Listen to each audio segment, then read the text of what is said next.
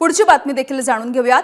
विधानसभा निवडणुकांच्या आधी महाराष्ट्रामध्ये मुख्यमंत्री युवा प्रशिक्षण योजना सुरू करण्यात आली आणि यामध्ये बेरोजगार तरुणांना प्रशिक्षण देऊन विविध शासकीय कार्यालयांमध्ये मानधनाच्या तत्वावरती नियुक्त करण्यात येणार असल्याचं देखील सांगितलं होतं।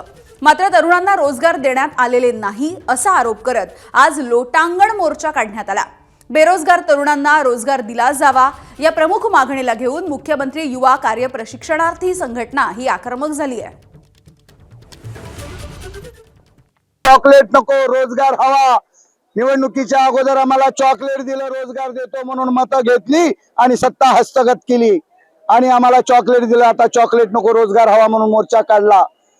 आज 5 दिवस झाले, 6 दिवस झाला आज आम्ही आंदोलन 0 माईलवर करतोय, टेकडी रोडवर।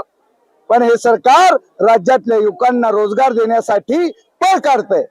म्हणून या सरकारला आम्ही आता लोटांगण घालून, साष्टांग दंडवत घालून आम्ही त्यांना प्रार्थना आणि विनंती करणार आहोत आणि ईश्वरालाही प्रार्थना करणार आहोत। या सरकारला सद्बुद्धी दे आणि आमच्या राज्यातले युवक आज आत्महत्येच्या कठड्यावर उभा टाकलेत। 4 युवकांनी आत्महत्या केल्यात। आणखी किती युवकाच्या आत्महत्या तुम्ही बघणार आहात? किती लोकांचे जीव घेणार आहात?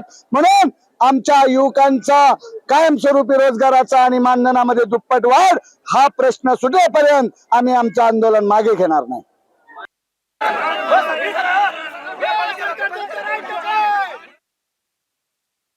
तर नागपूरमध्ये मुख्यमंत्री युवा प्रशिक्षण योजना सुरू करण्यात आली, मात्र तरुणांना अद्यापही रोजगार मिळालेला नाहीये किंवा ही जी योजना प्रशिक्षणाची योजना सुरू करण्यात आली त्या अंतर्गत बेरोजगार तरुणांना प्रशिक्षण दिलं जाणार होतं। शासकीय कार्यालयामध्ये मानधन तत्वावरती त्यांची नियुक्ती होणार होती। हे काहीही झालेलं नसल्यामुळे आता तरुण आक्रमक झालेत। एबीपी माझा, उघडा डोळे बघा नीट।